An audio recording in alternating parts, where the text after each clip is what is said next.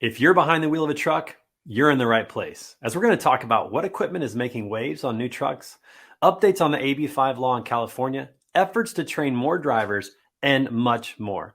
I'm Trey Griggs, and this is Behind the Wheel, powered by HireMaster.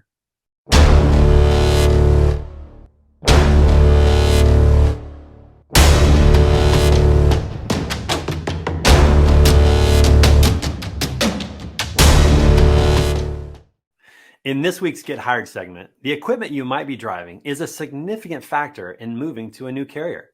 And these days, trucks can be loaded with standard options, such as dual camera systems.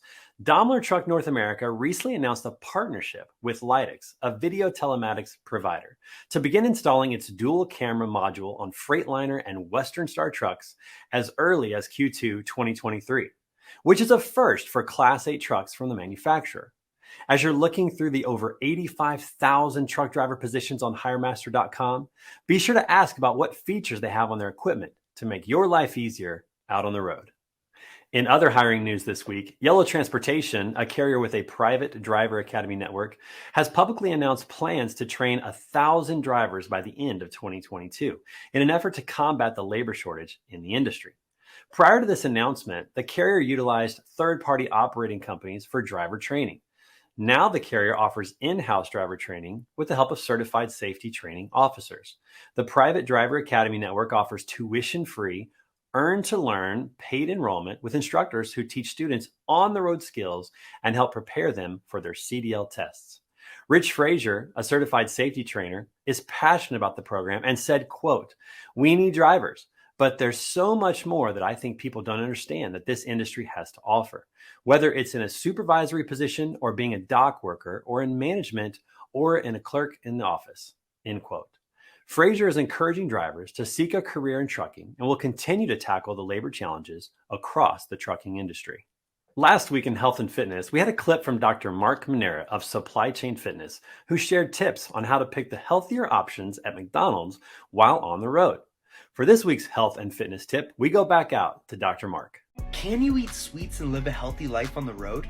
For a lot of people, sweets are this all or nothing approach. You have to either go all in or eat everything, or you just don't eat them at all. And honestly, that's not the best approach. The key to eating sweets out on the road and still living a healthy life is portion control. Your portion size is the amount of a single food that you eat in one serving. And everyone's portion sizes are a little bit different. For example, when you're eating ice cream, some people might eat the whole pint while others just might eat one scoop. So obviously the person who's only eating one scoop's on a better path towards mastering portion control than the person who's going to town on the whole pint. So here are 3 ways that you can master portion control out on the road.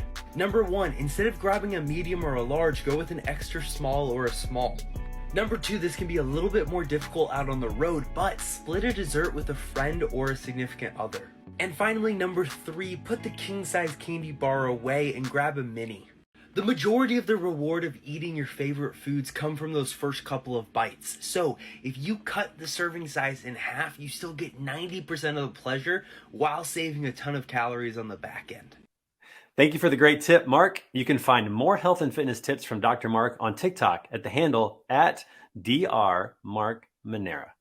In the news this week, although the controversial California AB5 law is now enforceable, legal experts recently noted that state prosecutors have yet to take a carrier to court, which may be good news for motor carriers subject to the law.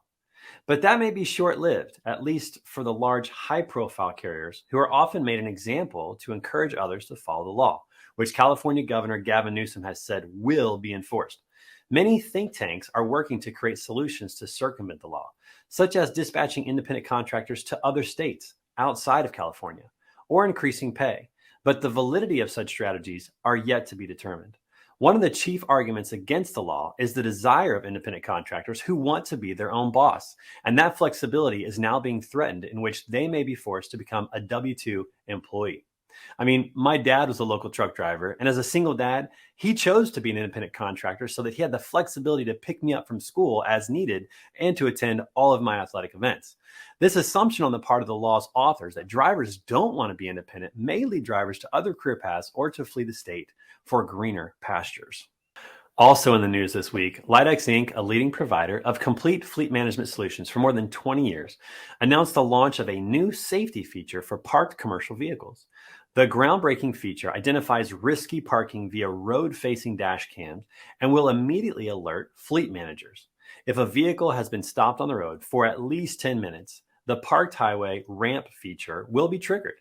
Fleet managers will be promptly notified and drivers will be routed to a safe parking location nearby.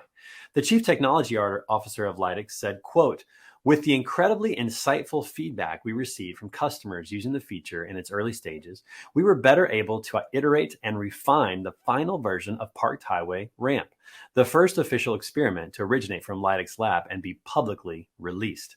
End quote.